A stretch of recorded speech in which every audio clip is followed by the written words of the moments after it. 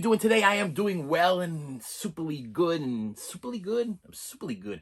But this is another edition of my horror movie collection. This is my horror movie collection, Shelf 3, Part 2. This will be completing my third shelf of my horror movie collection, and it has a lot of Scream Factory stuff. There's a lot of randomness, a lot of good stuff that you've probably seen, stuff that you haven't seen. I really enjoy the comments. I'm getting comments from people saying, I like these videos because some of these movies I haven't seen. You've revved up my weekend. Like, I am literally going to be looking for these movies either at the Red Box or looking for these movies out and about and see if I can get these in my collection, or I'm going to see if I can stream them because you made them sound good and I want to see them. And that makes me feel good because, like I said, movies are my thing, and if obviously if you're watching this, they're your thing too. And there's probably some movies that I've missed. I'm still learning every day. I'm still finding things that I don't have in my collection. I'm finding hidden treasures lately, and I'm finding them because of you, because you're commenting below and you're telling me, hey, you need to see this, or you haven't seen that yet. You got to see this. You got to pick that up, or whatever,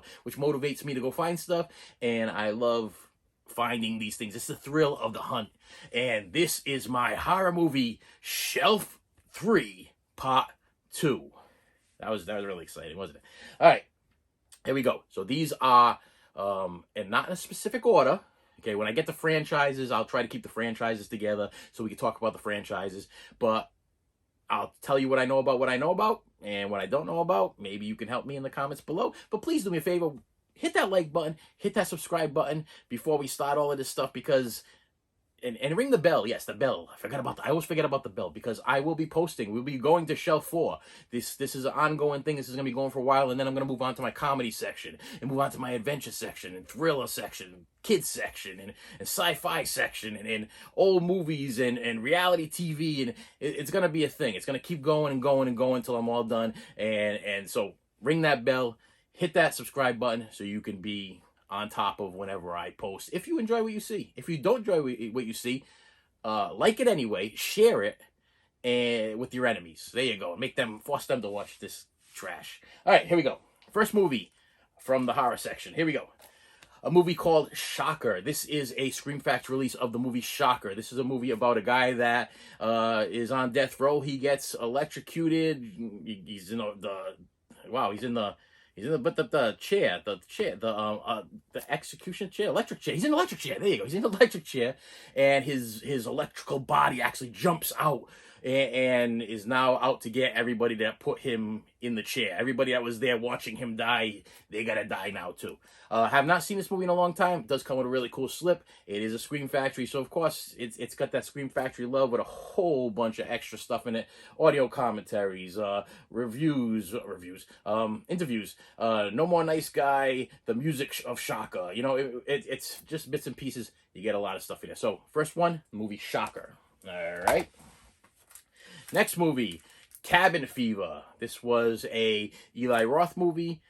Excellent movie. Kids go out in the woods. There's a virus out there. Something's going on. Something's in the water. And they end up falling apart pretty much. They end up with this really bad rash and just body parts falling apart.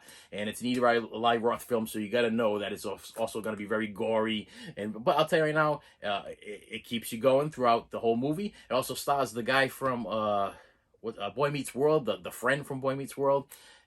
I enjoyed it. So Cabin Fever, next one from the horror collection. Then we have Hostel 1 and Hostel 2.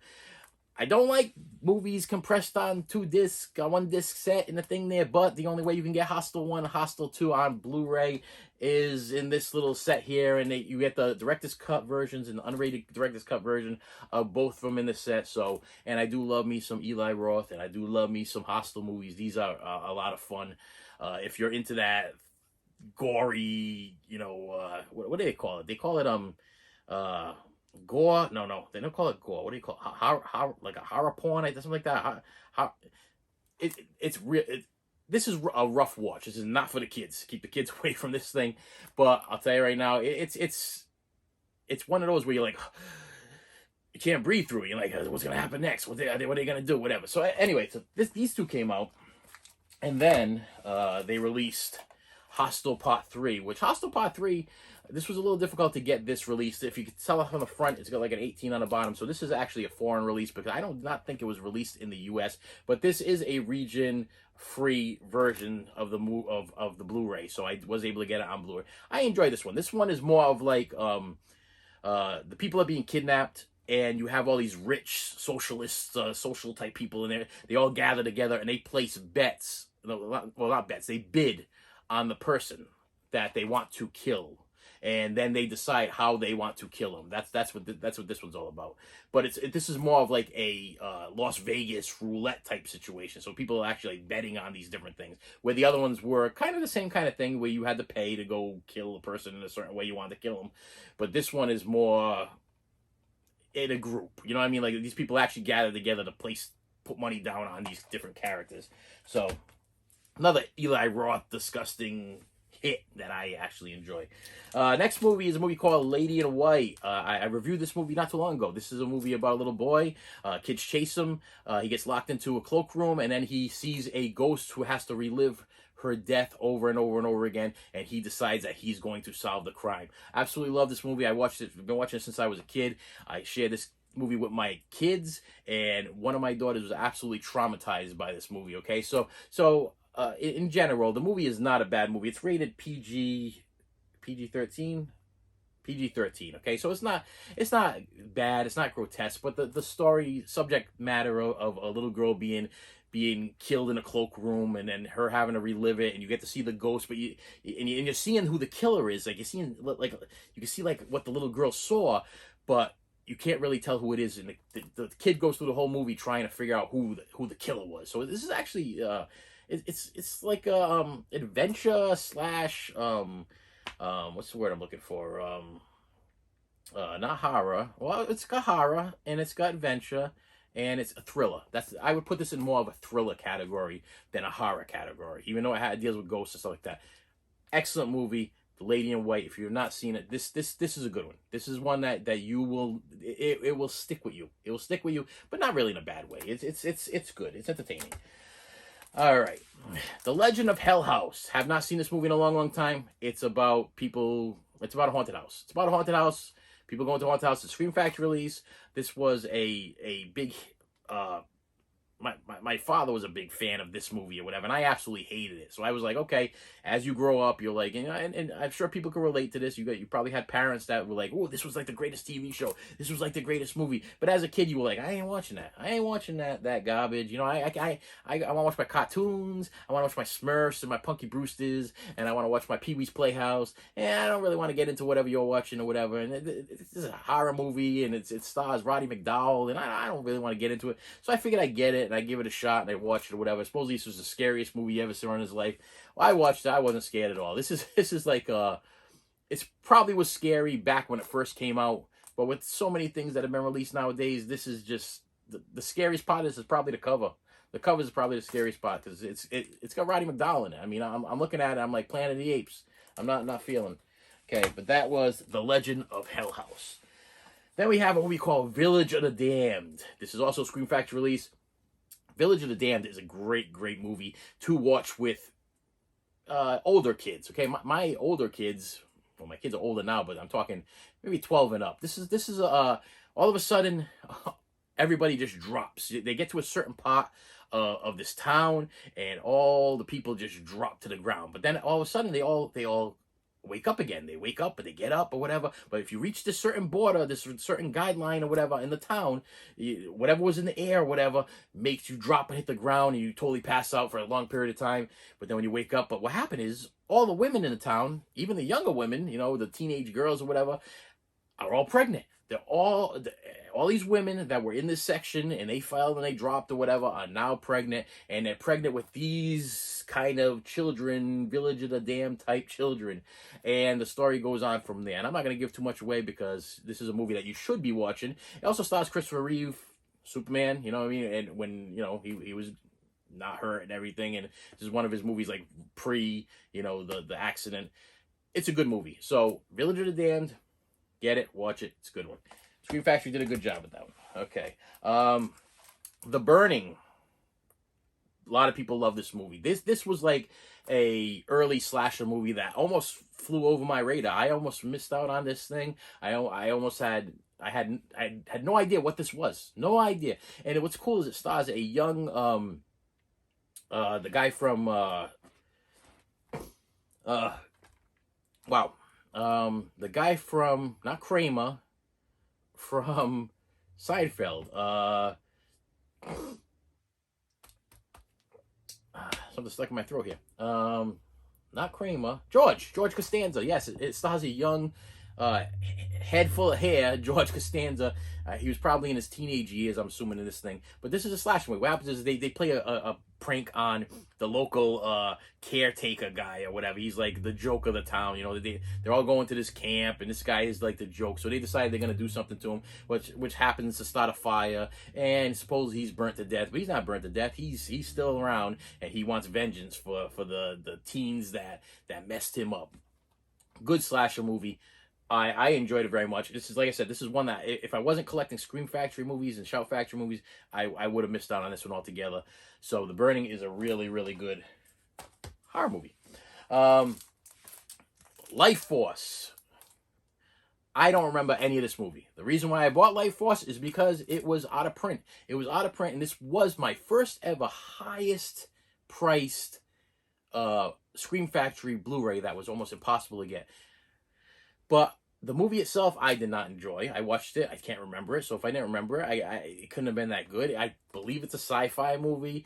The reason why it was worth money was for the slipcover. And I didn't even get it with the slipcover because it was too expensive with the slipcover. But I was like, I'm not paying the extra $60, $70 for a piece of cardboard. That's it. And now the prices have dropped since then, because there's so many of them out there. And I believe it's been re-released again from, I want to say Arrow Video re-released this thing. But, I don't know anything about it. I can't remember it. I bought it, like I said, because this was the holy grail of Scream Factory movies, so that's the reason why I bought it. But I did watch it. I did put it in. I believe I watched it in fast forward. That's how good it was. Some movies I have to watch in fast forward just so I can say I watched them. You know, if you put I used to do this with books too. If you read the beginning of the book, the middle of the book, and the end of the book, you can probably pretty much sum up what's going on in the book. That's what I used to do in high school. That was my thing. Maybe that's why my grades weren't so great, but it's the same way with my movies. If I think the movie is not so great, I'll watch the beginning, I'll fast forward to the middle, and then I'll fast forward to the end, and then I can pretty much give a review on what I saw. That's what I did with this thing. The cover makes it look like it's gonna be a lot of fun, but I didn't get it. All right, and that's Lifeforce. Cat People still sealed. Cat People I bought because I was collecting Scream Factories. Cat People I bought because I believe it stars Malcolm McDowell. Malcolm McDowell. Malcolm McDowell from Caligula, and Clockwork Orange. Malcolm McDowell from the new Halloween, who played wow, okay, here I go. That's not good. He played in the new Halloween movie.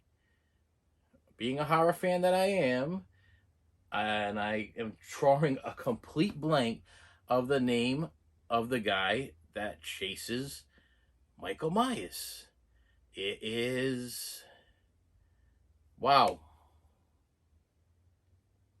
I got Sam in my head. Sam.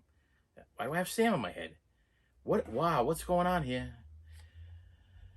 All right, you horror fans, you know who the guy is I'm talking about that chases Michael Myers. Wow, why can I not remember? And I'm gonna get I'm gonna get comments. People commenting below. Like, oh, you're a novice. You don't know what you're talking about because you couldn't remember who the guy was that was chasing.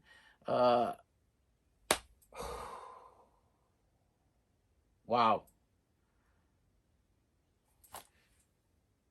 I don't even know what to say about that. Why do I have Sam in my head? Is there a reason why I have Sam? If there's a reason why I'm thinking Sam, comment below why I'm thinking Sam. And I'm going to leave it at that. I'm not going to go. But anyway, Cat People I haven't watched yet. This is really bothering me. It's bothering me that I cannot think of what the name of the guy. Okay, it's Laurie Strode. Okay, and Michael Myers. And Donald Pleasance is the guy that plays the guy that's chasing Michael Myers. I can think of an actor. I can't think of what the name. All right, this is an age thing. Listen, if you're young and you can remember, hey, good for you. But me, I'm reaching a certain age where my mind is going. It's just gone. Anyway, I'm gonna keep going. Raising Cain. Raising Cain was a movie starring John Lithgow. I had not seen this movie ever, and then I ended up picking it up because Scream Factory released it, and it's pretty much a schizo personality type movie starring Jonathan Lithgow, and I like Jonathan Lithgow. Harry and Henderson's Jonathan Lithgow, you know, World According to God, Jonathan Lithgow, that guy, and that's why I picked this up. But as far as remembering it like to the T, I don't. So if you're a fan of Raising Cain, then you know whether or not this is a good or bad movie to watch. But my mind's floating on that one. I'm still caught up with the, it's Sam. I know it's Sam. Sam, his first name's Sam. Sam, I want to say, maybe it's not Sam. Is it Sam? Forget about it. I got to put it in the back of my head. It's going to bother me. It's going to bother me for this whole thing. Donald Pleasance played him. Halloween. He was in all the Halloweens until he got blown up and then the face and the burn. I shot him.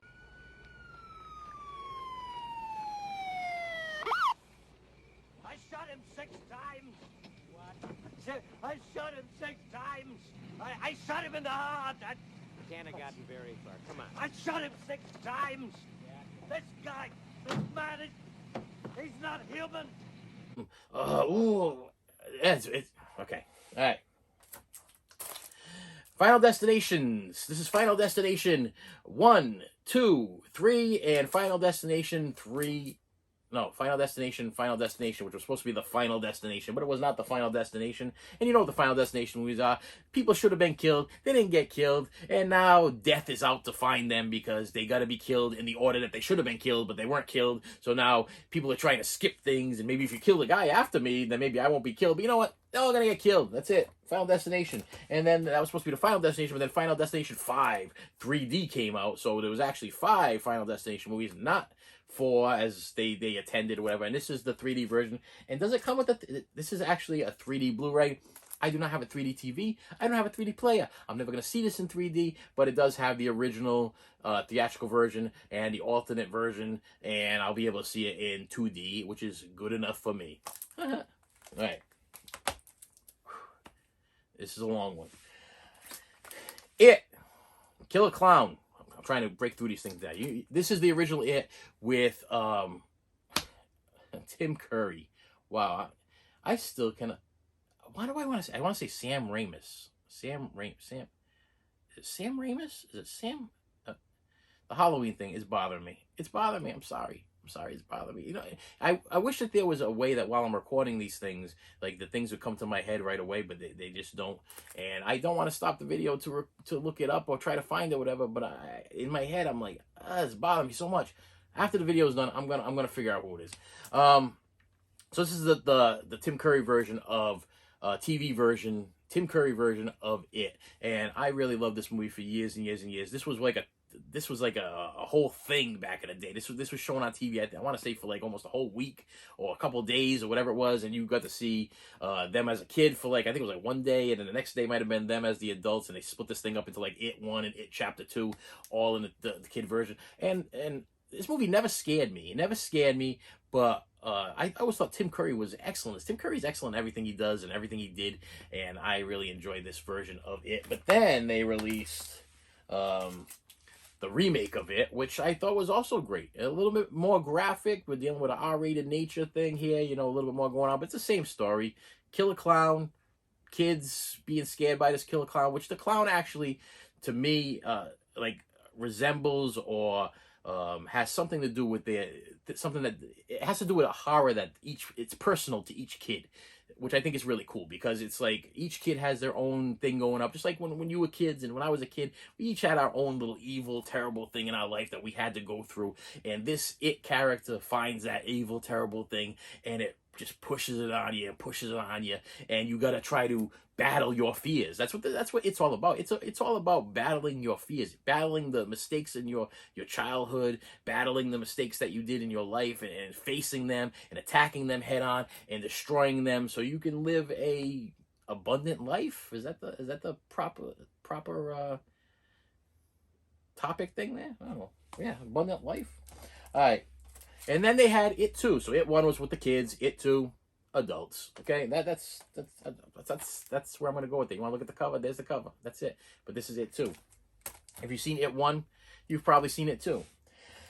Then we have Paranormal Activity. This is the Paranormal Activity franchise. And I'm going to go through this really fast. Because Paranormal Activities, what are they? Okay, everybody knows what Paranormal Activity is. It's supposedly a found footage film type situation where the cameras were in the house. And they got all these video footage of these ghosts and things going on. And the people are possessed. And there's a cult. And there's each movie has its own little story. So I'm not going to go through like the whole little story of each one there. But in the end, they all come together. And I like that. The same Final Destination, the same thing. In the end, they all come together, and I think it's cool when you got to figure that the person that wrote these movies, they started with something, and then they went to the next one, part 2, part 3, part 4, part 5, part 6, whatever it is, and then they had a Sam. All right, they all come together in the end. But so we have Paranormal Activity Part 1. Okay, Paranormal Activity Part 2. Paranormal Activity Part 3. This one have a name after it? No, just Part 3. And this one is the unrated director's cut version of it. Does it get... Oh, but they gave me the theatrical version. That's what I like to see in my Blu-ray. So I got the unrated director's cut and the theatrical version in case I don't want to be totally scared and want to see a little bit of whatever. Then Paranormal Activity Part 4, which this one is personally is my favorite Paranormal Activity. This was the one, the only reason why this one's my favorite because this was the one that my whole family, we watched this on Halloween night. My whole family went to a haunted house and a haunted hayride, and we were out in the woods somewhere, and my kids were scared and we were having fun and everything like that. And I'm like, after we're done, like, I don't want this to end. We're having such a good time tonight. I don't want it to end. And we're going to go see Paranormal Activities playing like 11, 12 o'clock at night at the movie theater. Let's go see it. But what was also cool about this is because this was a kind of scary one. This one was kind of freaky one.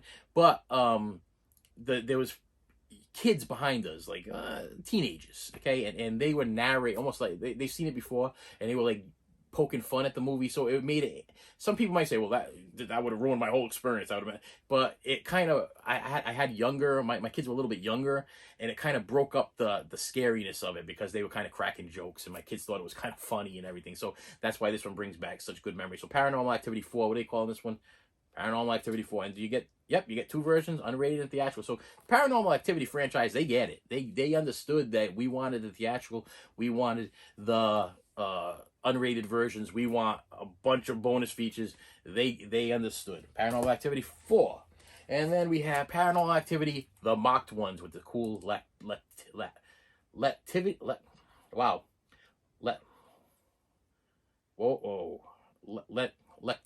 lenticular.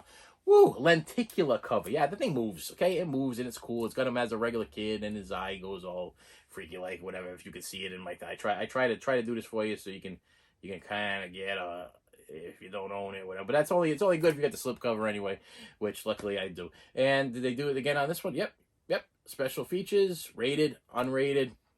You get them both on here. This one was really good. I thought this was good. And then we have the last one in the Paranormal Activity franchise, which is Paranormal Activity, the Ghost Dimension. And this one was actually really good too. This one was probably this one was probably my least favorite out of the whole franchise. But they all go together, and it's cool to see how they bring them together. Okay, and if this one did not exist, they couldn't bring it together. But as far as the special effects and the jump scares and everything like that, the other ones are far superior over this one. But this one was decent. And this one, what are they calling this one? Oh, the Ghost Dimension. I'm sorry. All right. Next one we have Let Me In. I already did a big review on this. This is probably one of my favorite. I'm gonna put this out there. I'm gonna try to explain it the best way I can. Favorite newer horror movies. So we're talking 2000 and up. When I say newer, when I say old horror movies, I think the 70s, okay, which were the classics came, Halloween, you know, and then you got the 80s where we had, Freddy Krueger and all that stuff like that going on. But this is 2000s up. When I say new, I'm talking 2000s up. And this was this one stars Chloe Grace Moretz, and it's a vampire movie. It's a vampire movie, but it's not just a vampire movie. It's a vampire movie. It's a love story. It's a thriller. it's got everything. And if you have not seen Let Me In, this you have to see. I really, really cannot say anything else bad about it. I can't say anything bad about this movie. Can't say anything bad about it. The way it was shot, the feeling of it, the way it ropes you in and keeps you going. There's nothing bad I can say about this movie. And if you have not seen it, if you want to see a good newer horror movie, this is the one to see. So Let Me In. It's a good one. You'll enjoy it. All right, then we have the original, The Last House on the Left. I believe this is this Wes Craven? Wes Craven did the... my voice is cracking. Yes, this is one of Wes Craven's earlier movies. Last House on the Left. This one was one of those in the top whatever because there is a scene in this movie that is very intense and everything. But I really enjoy this movie. It's like a revenge type movie. Okay, the girl gets attacked so many feet away from her house. And then a lot of stuff happens, okay? And that's all I'm going to say about that if you have not seen. Very graphic. Keep it away from the kids. This is an adult-only movie. And this one this is not the... I might as well just crack this open thing. It came with this cardboard cover thing here, which I kind of left on there. I thought it was kind of cool. But under... Oh, wait a minute. I can't even... I don't want to take the cardboard cover out. I can do it. But underneath the cardboard cover, you get the original cover. But I thought the cardboard cover thing was kind of cool, and it kind of made it look a little bit, and it was part of the original setup, so you know how I am. I like to have everything as original and as pristine as I possibly can. Oh, pristine. Nice word. A lot of special features in this thing. Another reason why you should pick up that. If you're into that kind of movie, this is one of those, this is not everybody's cup of tea. It does deal with, like I said, attack/rape type situation. So it's a little rough. And then they remade it. The Last House on the Left. This is the remake. Same story. Almost the same exact thing going on here. And this is the 2000 plus version of Last House on the Left. Remake. All right. Then we have Re-animator. This is an Arrow release of Re-animator. I started getting on this kick of the Arrow movies there. This is one of my early Arrow movies. It's one of my earlier Arrow movies, and it's about this guy that's trying to bring things back to life, reanimate dead tissue, kind of like a Frankenstein type situation. So I'm not going to get into a bunch of stuff, but this is a Arrow video release, so of course you get all that extra stuff. You want to see a horror movie, and you want to see extra stuff in it, go for an Arrow movie, go for a Scream Factory movie, go for a Criterion collection, because they're going to give you a ton of bonus features that you're going to want to see if you are a fan of the movie. So we have the Re-animator. Like I said, it's about a scientist type guy bringing dead tissue back to life. It's a Frankenstein kind of feel. Re-animator. Bride of Re-animator. You getting the Frankenstein feel here? We got Re-animator, and then we got Bride of Re-animator, Frankenstein, Bride of Frankenstein. You get it? This is another Arrow release. Ton of extra footage. These things are also out of print. A little difficult to find, but you can find different versions of it. Definitely the DVDs are out there if you want to see the movie Re-animator, if you're interested in that kind of stuff. And then I finally got, and it took a little while to get this one. This one was a Vestron video, and it did not come with the slipcover. I have to live with it. But this is the Beyond Re-animator. This is the end of the franchise of Re-animator. And same situation, same story. It's the bringing to life of dead tissue. This guy is bringing heads back to life and bodies back to life in almost like a zombie type form. I've not seen these movies for a long, long time. But the guy from Frighteners, and I can't think of it probably says his name right on the cover of this thing here. Jeffrey Combs. Jeffrey Combs. This is an interesting character. He's an interesting fella. That's what I gotta say. Just the look of him was interesting. But he was in this movie called Frighteners with Michael J. Fox, which that's like on one of my shelves up there when we finally get to it. And that was a really enjoyable movie. And I just like the way this guy acts and the way he looks and the way he's just got this look about him that you're just like, yeah, you kind of glued to the screen just because of the way his acting style is so good. But this is Beyond Re-animator. This is the end of the Re-animator franchise. All right. Then we have a movie called Microwave Massacre. Yes, this is a low-budget movie about this guy that is kidnapping people, mostly young girls, chopping them up and putting them in the microwave. That's it. I did a big review on this thing and how messed up this movie was and how it messed me up. But it is comical the way that it's done. You know, this came out when microwaves were just coming out, when everybody was like, "Ooh, the microwave." You know what I mean? It's like if you could go back that far and realize that, you know, not every house had a microwave in it. Not every, you know, we had our stoves, but then the microwave was a newer thing. And then when the microwave came out, let's find a way to make people afraid of the microwave. And this is how we're gonna do it. You know what I mean? And that's what this was. And to me, this is just this is a bad B-line movie that is worth a watch. You know what I mean? And you'll find yourself putting in more than once. For some reason, there's gonna be, if you own this thing, you watched it once, probably a couple of years down the road, you're gonna be like, hey, you know what? I'm gonna move for some Microwave Massacre. That's what I feel about. That's why I bought it. It was also one of these things where when I was a kid, I was scared to death of this because of the scene in the beginning of it with the head in the microwave, and I wanted to face my fears. So I'm like, I gotta get this movie to face my fears and get this over and done with. So Microwave Massacre. All right. Next movie, Arrow Video release of Evil Ed. Don't remember this movie. Don't know anything about this movie. Have not seen this movie in literally years. And it did not really attach to this part of my brain cells that keep movies there. It's called Evil Ed. I like the cover. And that's why I bought it. And it does have a bunch of bonus stuff. And it is an Arrow Video. So Evil Ed had to be part of my collection. The reason and why, I don't know. All right. Next little set here is a Scream Factory release of Troll and Troll 2. Now, if they say Troll 2 is the best, this is how they introduce Troll 2, Part 2. The best, worst horror movie you will ever see. The best, worst horror movie you will ever see. Troll 1 was really, really good. I really enjoyed it. It kind of had a Critters feel about it, a Gremlins feel about it. It's about this house. You know, people come in the house. There's a troll in the basement, but the troll's like granting wishes, and he's doing these weird little things, and he's kind of cute. You know, that's my perspective on it, my feelings, my thought. The first troll in the first Troll movie, I thought he was kind of cute. He had a little ball. I mean, I don't think no, they don't have it. The original cover has him stand on the cover and he's holding a little ball, and you can see like a silhouette of his face and everything like that. And it was kind of fun, you know what I mean? And I think it has Julie Louis-Dreyfus from Seinfeld in it also. It's like one of her earlier movies. Troll 1, I really enjoyed. I really, really enjoyed. Now, the second one, they say, is the best, worst horror movie of all time. Was the reason why I bought this set. I'm like, I want to see the best, worst horror movie of all time.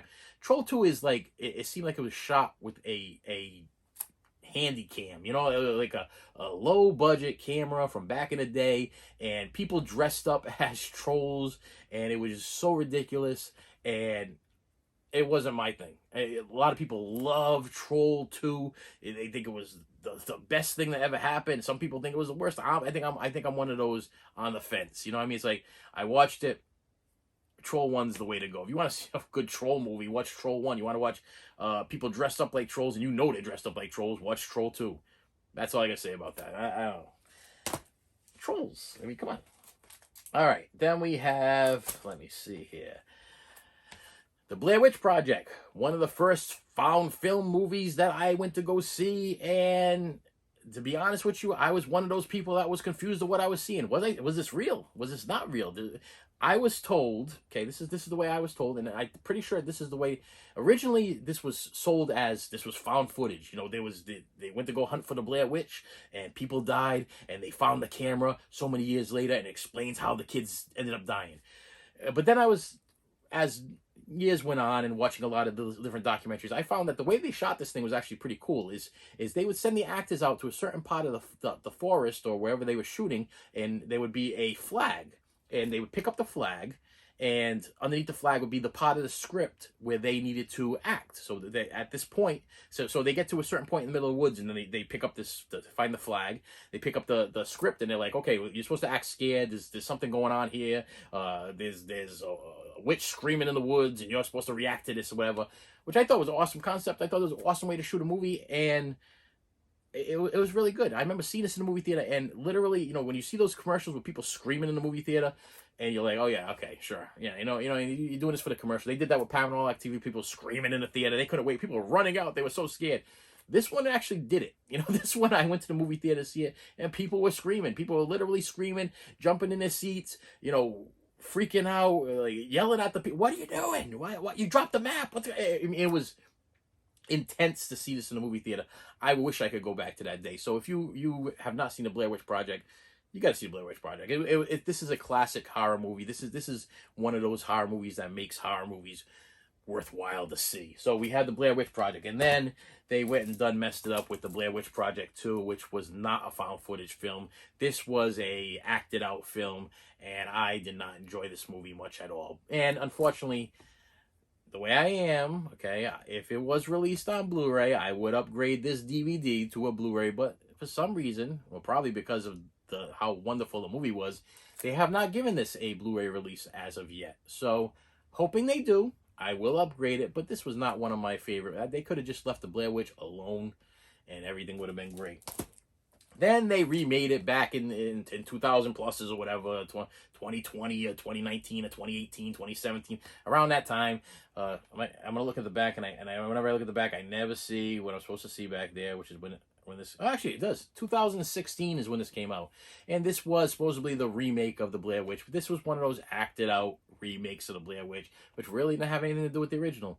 The original was the good one. The only thing I had it was the Blair Witch. This one was worth a watch. It was a little bit grotesque and dark and things going on and everything, and scary in certain ways, but it was an acted out movie, and it was nothing like the original. Nothing like that. It didn't have the same feel. People weren't screaming. It was not it. Graveyard Shift, Scream Factory movie. Probably one of my favorite, another one of my favorite horror movies next to Silver Bullet. This is another one of my go-to movies. Maximum Overdrive. This is one of those I enjoy. Just a no-brainer thinker. It's not a thinker. It's a no-brainer. Just put it in and enjoy it. You know, some people, they analyze these things. They pick them apart. They look at it. This is about they want a third shift to clean the basement because they have a rat infestation. And they want the people to go downstairs. They're going to pay them time and a half or whatever to go downstairs and clean up the basement. But really, the boss is kind of threatening them. If you don't do it, you're probably going to lose your job or whatever. We're going to cut this. We're going to cut that. Forces these guys into the basement, but there's not only rats down there, there's something else, okay? But I think the other reason why I related so much to this movie is I worked in a place that was kind of like this, and I worked in a place where they made material, you know, a textile industry type thing, and this is all pretty much shot in a textile mill where they're actually putting together the materials to make material. Is that right? They're getting the cotton. They're putting the cotton together to make the material. That's what the situation is. But they have a rat infestation, and they have something else going on down there. This was a really good movie. It also stars a younger guy that did the voice of Chucky. And am I going to... They have to have his name back here because he kind of plays the comic relief type character in this. He's the exterminator character. Brad Dourif. Brad Dourif plays the exterminator in this. And he kind of feels like John Goodman in the Arachnophobia kind of thing. He's got like that. He's not afraid of rats. And he's going out. He's going to go get them. But hey, big surprise. There's something else going on in that basement. So, if you haven't seen Graveyard Shift, that's what this is about. It's about the third shift. Graveyard Shift, forcing people to work in a rat-infested mess, cleaning things. Next I have is a DVD, which I hung on to, and it has 3 Stephen King classics to stand. Langoliers, am I saying that right? And The Golden Years. This has been out of print for a long, long time. Is this the one that's been out of print for a long, long time? Or am I thinking the one with Tommy Knockers? Well, okay, I don't want to steer you the wrong way. So, they don't have this on Blu-ray yet. That's the reason why I have this one. These were all the made-for-TV Stephen King movies, and I have not watched not a one because they're also very long. These are the ones that were like a mini-series. Like The Stand was on like all week. You know, if I remember, the Golden Years was on for like a whole week, and it took a lot of time. So I have not sitting down. I have not sat down and watched these things yet.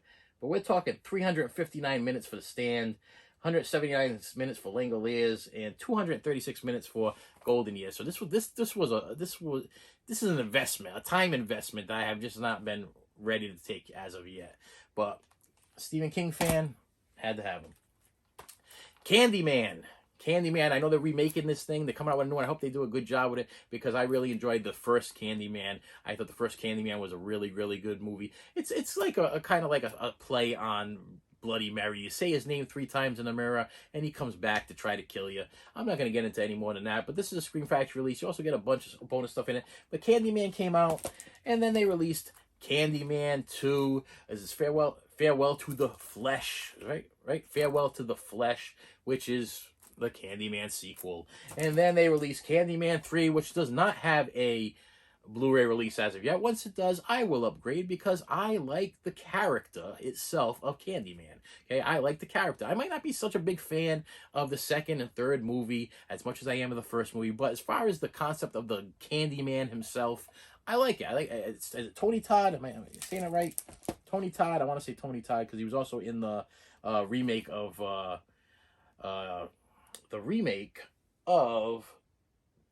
of the Living Dead that I watched not too long ago, and it is, yeah, in fact, Tony Todd, yes.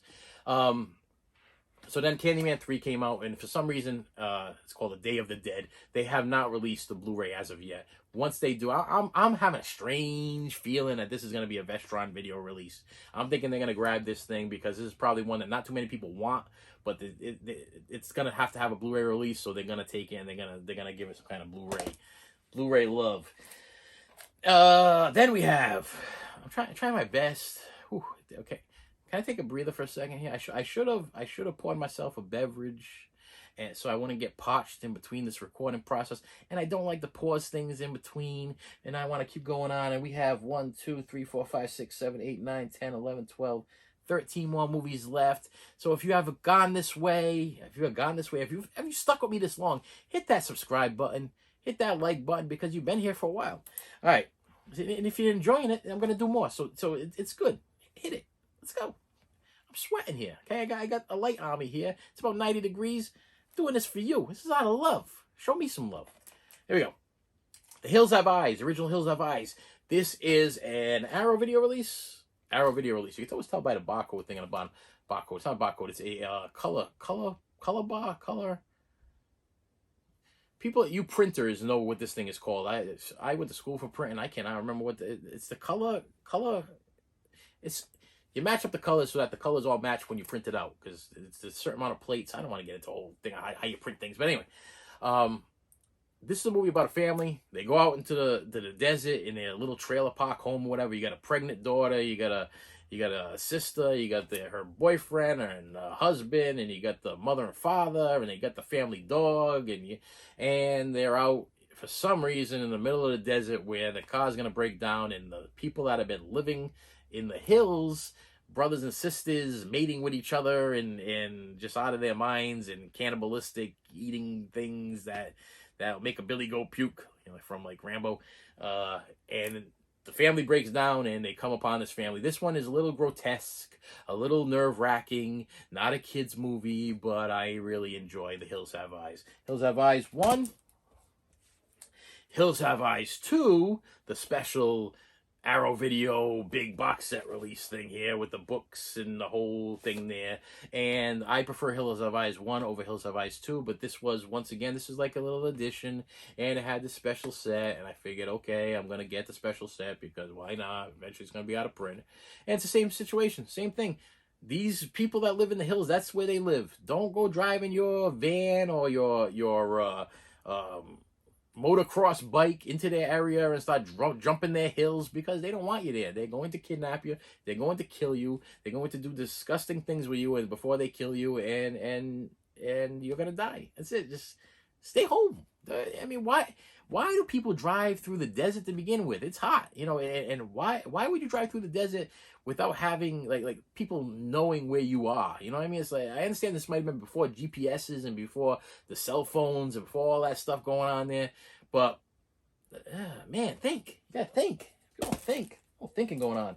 And then we have the Hills Have Eyes 2-pack. This is the remakes of the Hills Have Eyes. This is Hills Have Eyes Part 1, and what do they call the other one? Hills Have Eyes. The Hills Have Eyes Part 2. Okay, so 1 and 2. These were remakes, but really they had the same story as the originals, but they kind of hyped them up a little bit more. So what I gotta say is, for remakes, I enjoyed these. I enjoyed both of these remakes. I have watched both of these remakes, and I got no complaints about the remake versions of The Hills Have Eyes. These are interesting. They keep you captivated. They keep you going, and you're going to enjoy them. And that's just what I got to say about that. Okay. Ready or Not. Ready or Not is a newer one. This is another one of those 2000 up type movies there. And this one I really enjoyed. I didn't think I was going to enjoy it. I didn't think I was even going to care. But it's about this bride that's marrying into this family. But in order for you to become part of the family's got to hunt you. And you got to survive the night. That's what the whole movie's about. And it's great because obviously they found one girl that they didn't want to mess with. And that's what this is about. That's totally what it's about. Good movie. Good newer horror movie. If you are one of those people that enjoy these like edgy your seat, what's she gonna do next type things, that's what this is. You're gonna love it. So, ready or not? Roger Corman classic, Piranha. What's Piranha about? Piranhas. It's about killer piranhas. It's about don't go in the water, okay? Because there's piranhas. They're going to tell you that there's piranhas. There's going to be a sign, don't go in the water. Piranhas. What do kids do? Go in the water, get eaten by piranhas. That's it. Stay out of the water. Stay away from the water with the piranhas. Just like in Jaws. Stay away from the water with the sharks. It's very, very simple, very easy. You know, but for some reason, kids, they, especially the ones back in the Roger Corman days, they want to go skinny dipping. Yeah, let's go skinny dipping in the pond full of piranha. Because for some reason, the science lab has dumped a bunch of piranha in a place where there shouldn't be piranha, and now people are going to die. But there's a big sign that says, keep out, stay away. But the kids, they can't read. They can't read signs, and they're like, oh, that sounds like a lot of fun. Keep out means keep out. Stay out of there. And then you don't get eaten by piranha. That's what this is about. Piranha. Piranha 2. Why did they get Piranha 2? This is Scream Factory. I got Piranha 1. I got Piranha 2. What's going on with these piranha? These piranhas fly. These are flying piranha. Like, that's a thing. You know what I mean? Like, watch out now, because now they're out of the water, and they're going to fly and kill you. Kind of like a Sharknado type thing there. So, any flying fish that kill you type stories, I'm all over that stuff. So, Piranha 1, Piranha 2, they were a no-brainer. All right. Piranha the remake. Same thing. Stay out of the water. This piranha. You saw one guy getting eaten. Don't go in the water and don't think you're not going to get eaten. You're going to get eaten too. And don't invite other people to go swimming with you, because that's just stupid. Piranha. And then Piranha 3DD. This one was a 3D release originally, and it comes with the 3D Blu-ray, but I will never see it in 3D. And it's also a play on things there because, of course, you got the woman in front. It's a 3DD, you know what I mean, type situation. And it's just a big goof type movie. This one is the remake, not the remake, the sequel to this movie. They kind of go hand in hand. But as far as movies go, these are just cheese. They're not scary. They're funny. They're comical movies. Not for kids. Very graphic nudity in these movies, you know, and don't go sit down with the kiddies and think you're going to see a bunch of cute little fishies like Finding Nemo and swimming around and stuff. You're going to see a lot more than that if you put this thing in. So, Piranhas, they're worth a watch. Cooties. Cooties was another one. This was like I saw this. It was streaming on something, and I was like, this is a must buy. I gotta buy this thing. It stars. It's gonna say his name right now. Elijah Wood. Elijah Wood. Yes. The Hobbit. It stars the Hobbit a lot. Or me Hobbit. Go make a movie about Cooties. That's what I got out of this. And it's this, to sum up this whole movie. There's something in the school's chicken nuggets that are turning kids into zombie-like creatures. That's what this is about. It literally opens up with them processing and making and creating chicken nuggets. And if that's not discussed enough as it is, I mean, this movie kind of got to my kids and myself in the beginning, just the open process of them, how chicken nuggets are made. And then it's kind of telling you that this processed food and the chemicals that they're putting in the processed food is going to kill you. Okay, if you look at it beyond the horror movie aspect of it, processed food is going to kill you. That's what they're trying to tell you in this movie. But to add this to your feeling of fear, they turn the people into these zombie-like creatures. So it's like, hey, you should have stayed away from the processed chicken nuggets, but now you're a zombie killing everybody, and that's what that's about. Cooties is a good movie, though. And this is the end. We're at the end. I have 1, 2, 3, 4 movies here. 1, 2, 3, 4. No. Yep. No. Why do I have... Okay. Yes. Wow. All that dramatic pause for me because I can't count, and I'm looking at these movies. So I want to show them to you in the right order, and I had them in the wrong order, and that's why I was having such a hard time. This is the Jaws franchise. And the first one I want to show you is Jaws, the original. This is the 4K Blu-ray in the lenticular cover that I picked up and have yet to open up yet because I have Jaws regular on Blu-ray and I have no need to open this up. That's what's going on there. I do I have not watched it yet on 4K. I don't know if it's really good on good. It's not good on 4K. If it's really good on 4K, I hear that this is probably one of the best 4K has to offer if you are a 4K fan. So, Jaws Part 1. Oh, by the way, it's about a shark that's killing people. Jaws 2, a shark that's killing people.